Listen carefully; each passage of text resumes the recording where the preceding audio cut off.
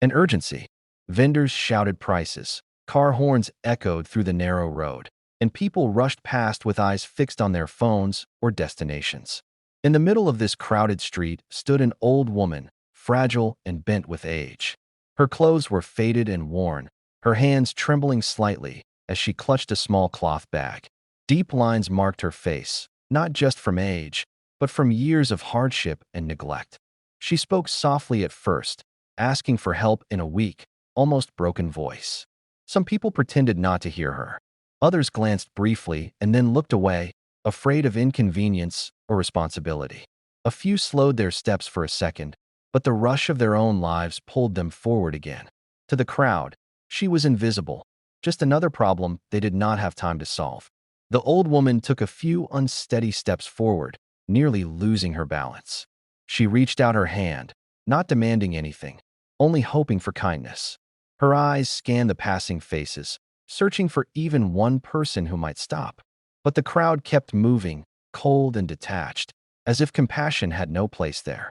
Dust rose with every passing footstep, and the sun burned overhead, making the street feel even harsher. The old woman's voice grew weaker as she repeated her plea. Each ignored request deepened the silence around her, not of sound, but of humanity. She stood alone in the center of everything, surrounded by people, yet completely abandoned, unaware that this moment of neglect was about to turn into something far more shocking. From the edge of the crowd, a woman pushed her way forward with sharp, angry movements. Her face was tense, her jaw clenched as if she had been holding back irritation for a long time. Unlike the others, she did not avoid the old woman's presence. Instead, she stared at her with visible annoyance, as though the sight of weakness itself offended her. "Move away," she snapped loudly, drawing attention from nearby people. The old woman looked up, startled, her eyes wide with confusion. She tried to speak, her lips trembling as she attempted to explain or ask for help once more, but the words barely came out. The crowd slowed, sensing tension, yet no one stepped in. Without warning, the woman raised her hand. The motion was quick, sudden, and filled with anger. She struck the old woman across the face. The sound cut through the noise of the street, sharp and unmistakable. Gasps escaped from the onlookers, and a few people instinctively stepped back. The old woman staggered, barely managing to stay on her feet before sinking down. The woman who had struck her stood rigid, breathing heavily. For a brief moment, her eyes flickered with something, perhaps shock at her own action, but it vanished just as quickly. She straightened her posture, as if trying to justify what she had done, daring anyone to challenge her. The crowd remained frozen. Some faces showed anger, others fear, but most showed uncertainty. No one spoke. No one moved. The slap had not only struck the old woman, it had exposed the cruelty that can surface when impatience meets power. And in that charged silence, everyone sensed that this single act had set something irreversible into motion that for a few seconds after the slap, the street seemed to lose its voice. The constant noise, honking cars, shouting vendors, hurried footsteps, faded into an eerie stillness. It was as if time itself had paused. People stood frozen where they were, eyes wide, breaths held, unsure of what to do next. Some onlookers stared at the old woman in disbelief, their faces pale with shock. Others looked at the woman who had struck her, silently judging yet lacking the courage to speak. A young man opened his mouth as if to protest, then closed it again, fear and hesitation overpowering his sense of justice.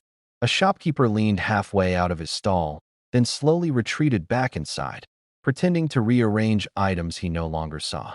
The old woman remained on the ground, steadying herself, while the crowd watched from a distance. No one rushed forward. No one asked if she was okay. The silence became heavier with every passing second, filled with unspoken thoughts and buried guilt. People shifted their weight nervously, suddenly aware of how many eyes were watching, and how none of those eyes belonged to a hero. Children clutched their parents' hands more tightly, sensing that something was deeply wrong. Parents avoided their children's gaze, uncomfortable with the lesson unfolding in front of them. This was not just silence, it was collective shame. In that quiet moment, everyone understood the truth they tried to ignore. The slap had revealed more than cruelty. It had revealed fear. Fear of involvement. Fear of consequences. fear of standing alone. And as the silence stretched on, it became clear that what followed would not be forgotten easily, because silence, too, can be a form of participation. Slowly, with great effort, the old woman adjusted her position and sat down on the dusty ground. Her movements were careful, measured, as if she had learned long ago how to endure pain without drawing attention to it. A few strands of her gray hair fell across her face, but she did not rush to fix them. She simply sat there, breathing steadily. What surprised everyone was her expression. There was no anger in her eyes, no tears of outrage, no curse thrown at the woman who had struck her. Instead, her face carried an unexpected calm, deep, quiet, and unsettling. It was the kind of calm that comes not from weakness, but from experience. She placed one hand on the ground to steady herself and gently touched her cheek with the other, as if acknowledging the pain without letting it define her. The crowd watched closely now, confused by her reaction. They had expected crying, shouting, or accusations. But silence continued, this time chosen, not forced.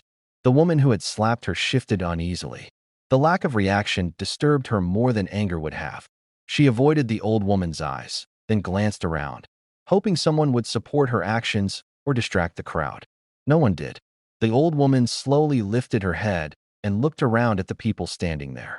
Her gaze was soft but piercing, as if she could see straight through their hesitation and fear. In that moment, her calm exposed everyone's discomfort. It reminded them that dignity does not disappear with age, and that strength does not always shout. As she sat there, composed and unbroken, the air felt heavier. The crowd realized that something deeper than humiliation was unfolding. This was not the silence of defeat, it was the stillness before truth speaks. After a long moment, the old woman slowly raised her eyes toward the woman standing before her. Her gaze was steady, neither accusing nor afraid.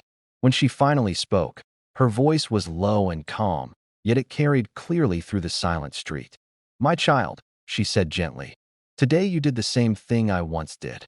The words were simple, but they landed heavily. A murmur moved through the crowd, soft but uneasy.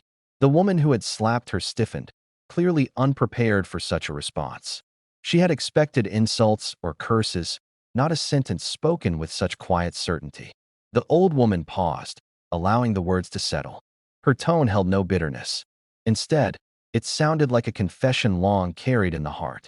She looked down briefly, as if revisiting a memory she had tried many times to forget, then looked back up again. "Long ago," she continued, "I believed power meant control. I thought strength meant raising my hand instead of my voice." Her fingers tightened slightly against the ground, the only sign that the memory still hurt. "I hurt someone weaker than me, just like you did today." The crowd leaned in unconsciously, drawn by the weight of her honesty. Even the street seemed to hold its breath. The woman standing above her felt a strange chill crawl up her spine. For the first time, doubt replaced anger in her eyes. The old woman did not beg for sympathy. She did not defend herself. She simply spoke the truth, calmly and openly. Her words transformed the moment, from an act of cruelty into a mirror held up to everyone watching. And in that stillness, it became clear that the real shock was not the slap itself, but the lesson hidden within it, one that had just begun to unfold. The woman who had delivered the slap froze in place, her body tense and rigid. She blinked rapidly, as if trying to process the words that had just reached her ears. Confusion clouded her eyes, replacing the anger that had fueled her actions moments ago. She wanted to respond, to shout or justify herself, but no words came. Around her, the crowd held its collective breath. People leaned slightly forward, their faces etched with curiosity, shock, and a dawning sense of understanding. The old woman's calm, unwavering gaze seemed to pierce straight through the veil of arrogance and impulsiveness that the slapping woman had carried into the street. The woman's hands trembled slightly at her sides. She shifted her weight from one foot to another, uncertain and awkward. It was the first moment she had felt the weight of her own actions fully. The realization that her anger had been pointless, and worse, harmful, struck her with unexpected force. Her eyes darted around the crowd, as though searching for someone to validate her behavior, but found only silent faces. Not a single person stepped forward to defend her or support her impulsive act. Instead, everyone seemed to be waiting, silently urging her to understand what she had done. For a moment, a strange emptiness replaced the rush of adrenaline she had felt before the slap. Shame, guilt, and a creeping self-awareness began to surface, washing over her like cold water. The truth of the situation was undeniable. The old woman had reacted with dignity and calm, revealing a depth and strength that she herself had lacked. In that frozen, tense moment, it became clear that something inside the slapping woman had shifted. Confusion, shock, and the first stirrings of remorse were all tangled together, signaling the beginning of a hard and unexpected realization. She could no longer simply walk away as if nothing had happened. The weight of her actions was pressing down, unrelenting and inescapable. The old woman's eyes softened, yet they held a quiet intensity that seemed to command attention. She looked at the woman who had struck her and spoke with a measured tone, as if sharing a secret that had been buried for decades. "I was once like you," she said, her voice steady but filled with a weight that made the crowd lean closer, eager to hear her words. A hush fell over the street. No one moved. No one dared interrupt. The slapping woman's anger began to fade into disbelief. Her brows knitted together, her lips parted slightly, as if the revelation itself was impossible to believe. "What do you mean?" she finally asked, her voice trembling slightly, a mix of curiosity and fear. The old woman straightened her posture, though her body was frail, and continued. "Many years ago, I held power over those weaker than me. I believed that force and control made me strong. I raised my hand, just as you did, thinking it would command respect, thinking it would make me feared." Her words were calm, yet each one carried the weight of lived experience and regret. The crowd began to understand the gravity of what she was saying. This wasn't just a story about a single slap. It was a confession of a life once filled with cruelty, a life that had led to consequences far heavier than the moment they were witnessing. The woman who had slapped her stared in silence, her hands trembling slightly at her sides. The realization settled over her like a heavy fog. The old woman had been cruel once, but she had learned, survived, and grown wiser. Meanwhile, she herself had acted without thought, repeating a cycle the old woman had long since broken. For the first time, the street felt less like a chaotic place and more like a courtroom of conscience. The past had collided with the present, and the lesson it carried was impossible to ignore. The old woman's voice carried a weight that seemed to settle over the entire street. "Hurting someone weaker than you," she said softly, "is not a small thing. It leaves marks far deeper than the ones on the skin." Her words cut through the tension, sharp yet calm, as if they had been shaped over a lifetime of reflection and regret. She paused for a moment, looking down at her hands resting on her knees. Her fingers traced the worn fabric of her shawl, a subtle gesture that revealed both vulnerability and strength. "I thought my actions were temporary," she continued, "but the consequences lasted my entire life. Every choice I made after that was shadowed by guilt and regret. I learned too late that cruelty may feel powerful in the moment, but its impact echoes forever." The crowd listened in silence. The street, once noisy and chaotic, now felt suspended in time. Every person seemed to be holding their breath, realizing that the old woman's story was not just about her. It was a warning for anyone who had ever used their strength without compassion. The woman who had slapped her shifted uneasily. Her fists tightened at her sides, her face pale. The old woman's confession mirrored her own actions in a way she could not escape. She felt the weight of responsibility pressing down on her chest, heavier than any fear or anger she had known before. Around them, whispers began to ripple through the crowd. People exchanged looks of understanding and discomfort. Some had ignored the old woman before, thinking it was not their concern, but now they felt the truth. Cruelty does not exist in isolation. Its consequences spread, affecting both the victim and the one who acts. The old woman looked up again, her eyes calm but piercing. "I hope," she said softly, "you will learn before it is too late, and that your choices do not follow you with the same burden I carried." Her words were not a punishment. They were a lesson, etched deeply into the hearts of everyone who heard them. The woman who had slapped the old woman began to feel an unfamiliar weight pressing down on her chest. Her hands trembled at her sides, small but uncontrollable shakes that betrayed the storm building inside her. She had entered the street with anger, with a sense of control and superiority, yet now all of that confidence seemed to evaporate in the old woman's calm presence. Her eyes darted nervously around the crowd, searching for something, anyone, to ease the growing unease. But every face she met reflected the truth she could no longer deny. People were watching, silently judging, and the old woman's dignity shone brighter than her own impulsive pride. Guilt began to coil around her like a living thing, filling her chest with heat and weight, making every breath shallow and uneven. Memories, or rather instincts, stirred within her, a recognition of the pain she had just inflicted. The slap, once an act of power, now felt grotesque and small.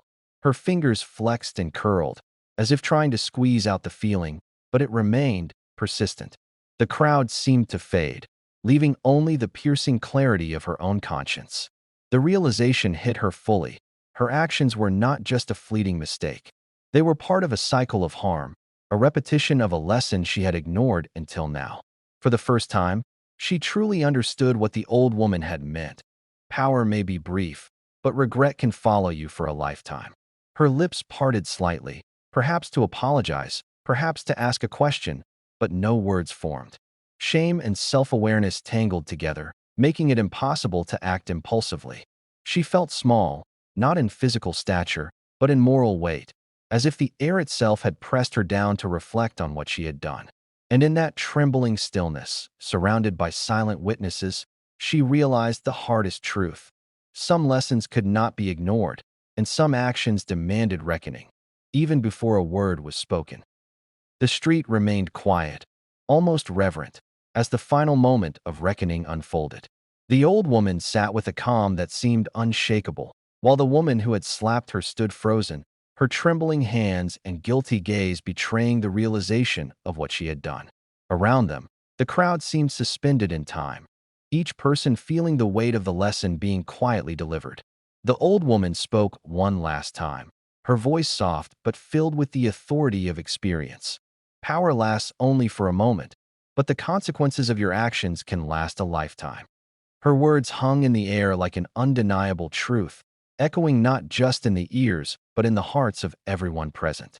The woman who had acted out of anger lowered her eyes, unable to meet the old woman's calm stare. She felt a profound shift within herself, an awakening to the weight of cruelty, and the understanding that strength is measured not by force, but by compassion. She realized that this single, reckless act would stay with her, shaping her choices, haunting her conscience, unless she learned the lesson fully. The crowd began to murmur softly, the streets slowly coming back to life, but the energy had changed. People who had ignored the old woman before now looked at her with newfound respect and understanding.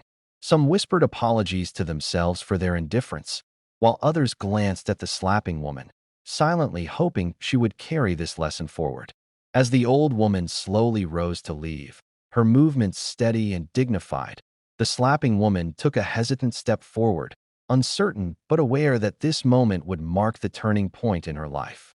She understood now that cruelty may be easy, but its consequences are inevitable.